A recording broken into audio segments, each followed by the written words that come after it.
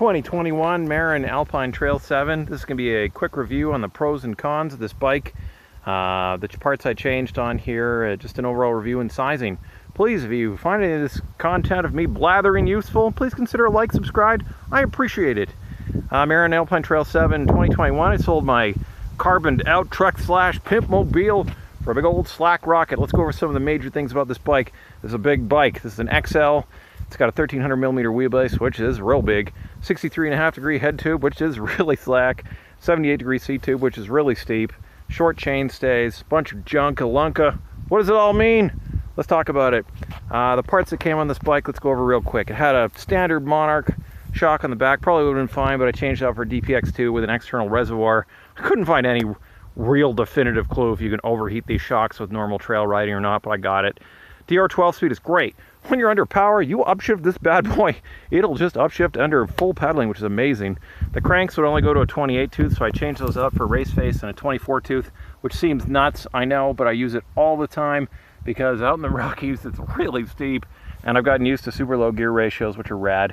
The stock wheels weighed about 2,300. I changed those, built this DT Swiss set with a 350 hub because I always blow up hubs.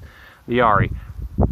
You know, the Ari worked. I went off drops and stuff. It worked, but it gave no confidence. The dampening, it's just crap in it. Low bump, mid, everything. I read reviews of people who are like, oh, it's not that big a difference between a Lyric. It's a big difference. It's huge. I had no confidence in this bike whatsoever. I finally ponied up, got the Charger 2.1 damper, which is like, ooh, upgrade kit for the Ari. So, like, I think they made motion control on purpose sucky because this thing is so much better dampening in every situation, which really helps because the front end of this bike is not exactly the Telepath 5000. That's pretty much it. The rest of this thing, pretty good. Change the brakes. I think the Shimano 420s would have been okay. I got these Hayes Dominion A4s, which are pretty powerful, and 220 rotors.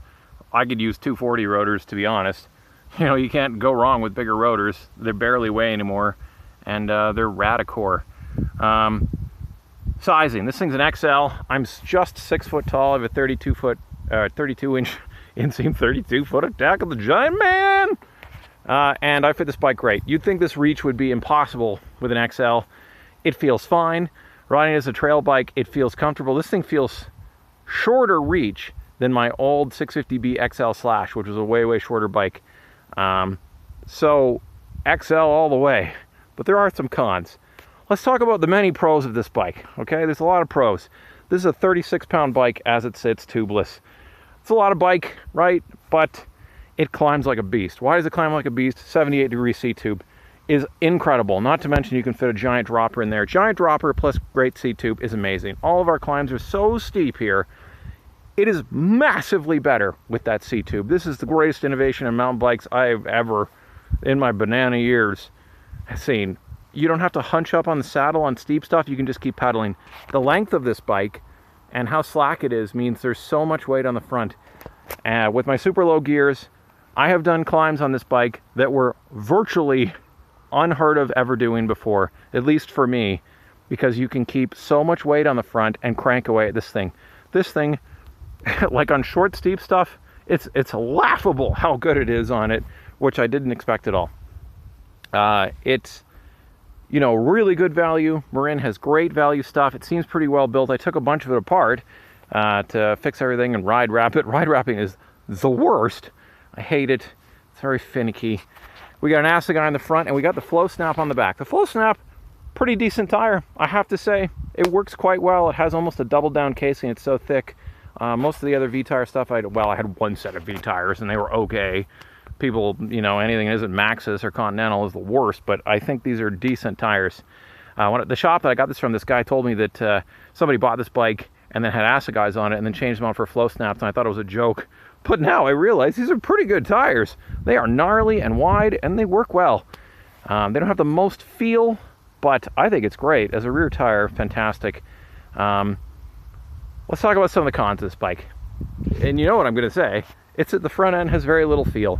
Because this thing is slacked out to the moon, it has very little front feel. And that's as common in this category. My friend has a Transition Sentinel. Very similar. It has very little front end grip. So with the Yari, I was just like, this, you know, I can't trust this bike at all. Poodling around cross country, you know, this thing is fine. And I love the climbing position. but it has no front end feel. Going from a bike like the Slash, or riding my friend's new Hightower, which has all the front end feel in the world and is really zippy, this thing has very little front end feel. I'm told you have to get used to this front end feel, and you got to load the front and trust that it's going to grip. It's just a new type of bike. It's going to take a while. I was used to that zippy front end on it.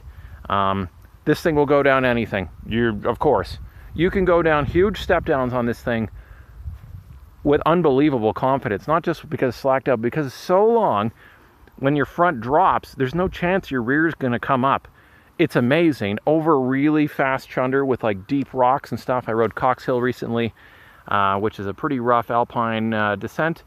You can just stay online. It is so confident with the length and slackness of this bike. Like you can go any line, completely annihilate, bulldozer it. You know, and that's what all the reviews say, and it's completely true. But it gives up steering feel for that. So unless you're doing super Alpine monster stuff, I mean, there's a trade-off here, right? You know, the Hightower, Santa Cruz Hightower, has a lot of steering feel.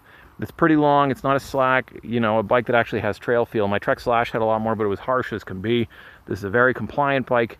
It's very comfortable. It climbs fantastically. It can go down the steepest stuff with utter confidence and safety. When I was descending Cox, it was raining and hailing on us. It was slick. There were all these slick roots and rocks. This guy is your friend, because it isn't twitchy. It'll go over anything. It's amazing, but you do totally lose front end grip, and you lose some of that fun. If you don't ride mega stuff, there's no reason to go to a bike like this, because you lose so much of the connection with the bike. You lose so much of the zip that goes on there. It's a perfectly functional bike, and it's great, and for big stuff, it gives you confidence, but I do lack some of the, you know, telepathic feedback that you get with a little bit less slack bike, or I don't know if it's the slackness of a fork offset or whatever makes the bike zippy. But you ride a bike with a 65, 66, 60 degree head tube, it's a little shorter, you know. So, you know, pros and cons. That's true of any bike you buy, you know, but it's a pretty great bike. For the value, it looks nice. It will do anything monstrously. It's a pretty good trail bike. It climbs fantastically. It had pretty good spec right from the box, except the Yari is a no-go. You just can't have that thing. It sucks. That is like for emergency situations only. Bear Grylls, right? When you're in the darkness, a Yari will get you through the night, but it's not going to be very comfortable. You've been watching a lot of Man vs. Wild. Anyways, I hope you found this useful. You know, it's a great bike. Do I love it? I don't know. It's pretty good, but I'm going to need a lot of rides, I think, to get used to this and that weird front end on it. Anyways, let me know your ideas. I hope you're out there having fun. Our summer doesn't last long here, so I'm trying to grip it and rip it. But downhill park's gonna be rad on this thing. It's good on jumps. Well, it's so long, it doesn't exactly popinator pop master off jumps. It's so long. But I just gotta get used to it. My friend with the Sentinel, it took him months to get used to it from his old 29-inch intense. So, you know, I'll get there. Anyways, let me know. Have a good one. See you in the next one.